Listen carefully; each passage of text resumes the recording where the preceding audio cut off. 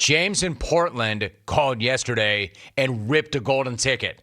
The first golden ticket for the upcoming Smack Off. And by upcoming, I mean a year away. This guy got it. And for some reason, that pissed off a lot of you. I'm really not sure why. It was a no-brainer. It was a really good call.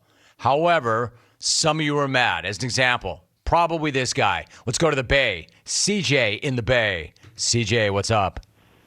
Oh, my God, Jimmy, what's happening, my man? Woo!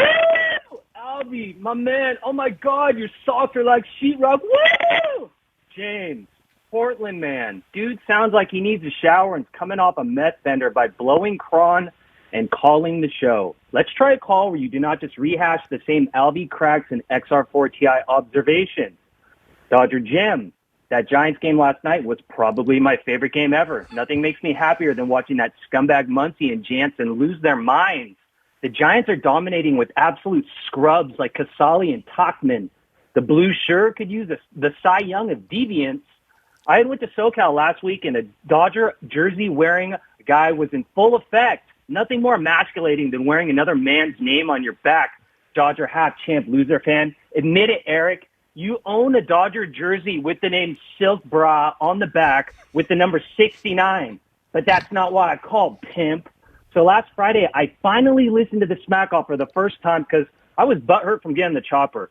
I was shook like Vlade Divac on Talk 2 going through his first live on-air earthquake.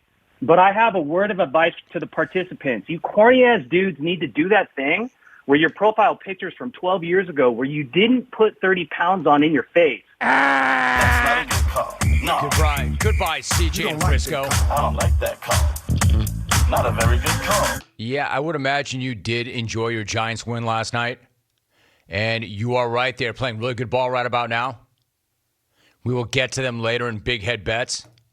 Listen, if you want to come in here, though, first of all, you're wrong about James in Portland. I'll give you a taste of that in a second.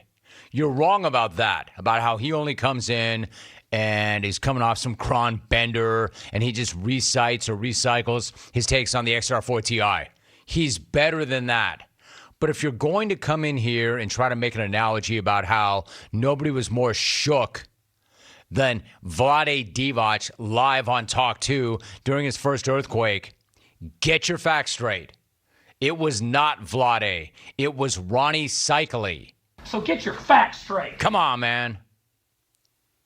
I've told you that story, that when we had the Northridge earthquake, I want to say it was then, but maybe it wasn't. But whatever it was, we were live on TV one night, and I'm always fascinated by people. Being a Southern California native, I've grown up with earthquakes. I've spent my entire life in the state of California. I remember all the big earthquakes. Not to date myself, I go back as far as the Selmar earthquake of 71. I remember being a kid when that went down. So I've been there for all of them. When the Northridge earthquake hit, I lived in the 818. I was about 8 miles away from the epicenter. And I've never been one to trip on earthquakes. Like, there's stuff I'm afraid of. I'm not afraid of earthquakes per se. I'm afraid of the big one. But, it's ingrained. If it starts to shake and we're not sliding into the ocean and I'm not buried in rubble, I'm trained to understand that this is not the one. It's coming. We know it is. But once you're in it and you realize it's not the one, you realize, all right, I'm not going to die today. It's going to be fine. But I'm a Southern California native. I know what that's like. I'm fascinated by people who have never been in earthquakes and how they react. Ronnie Cycli, for instance. We are live together in studio, and there's like an aftershock. It's like a Temlar. It's not a big deal at all. My man, all 7 feet of him, jumps up, rips his microphone off, and I'm not kidding you, dude ran. Like physically ran to the door. I'm like, Ronnie, bro. He's like, hey, man, this is not cool. This is not cool. I'm afraid. I don't like this. I'm like, bro, I understand. I'm sympathetic. You have my empathy. But I'm telling you, man, I'm a 30-something guy that grew up in this town. I've seen every kind of earthquake so far. We're fine. We're good, bro. Can you come back in? Can we finish this? He's like, no, I'm telling you, I'm scared. I don't want to be here. And I'm looking at this 7-foot stud. He's like a Dodonis. And he's terrified. He looks like an Adonis. But I'm not saying that just to single him out because I've seen other transplants who come to town. I had a friend from Chicago once who was in an earthquake, and my man he freaked. He freaked. I'm like, dude, this is not a big deal, man. I'm telling you. But if you've never been in one, they're scary. That said, CJ, in Frisco, you know about earthquakes. You live in Frisco. Don't misrepresent stories and keep Vlade's name out your mouth. It was Ronnie Cycli, not Vlade. Are we good? I know I am. Why y'all got to hate on James? Alvin, really quickly, here is part of the call that got James in Portland a golden ticket. And if it will make you feel any better, trust me, he's had one and he's lost it. He has one now. You really think this guy's not going to lose it like 5 times between now and next year?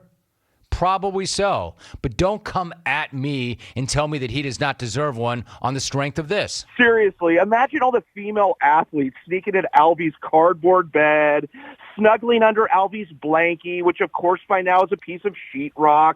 And can you just say Olympic erotica? And just to recap, a cardboard bed, no booze, no condoms, and no sex. Is this the Olympics or Vic and NoCal's life? Like, I don't know, man. This dude makes me laugh. He makes me laugh. So as long as I'm still the host, as long as my name is still on the marquee, as long as I'm the one with the stack of golden ducats, I decide who gets them and who doesn't. So I gave him one yesterday, much to the chagrin of CJ and Frisco. And he's not the only one. I'm seeing what you're saying. Can you do better? Instead of hating on my decision, why don't you do better and earn your own? Think about that for a minute. Or is it just easier, because you're not good enough to get one on your own, is it easier to hate on the guy who is? My advice to you, instead of hating on that guy for getting one, earn your own, do better. My best advice to you? Yeah. Shut up. My best advice to you, shut up or get your own.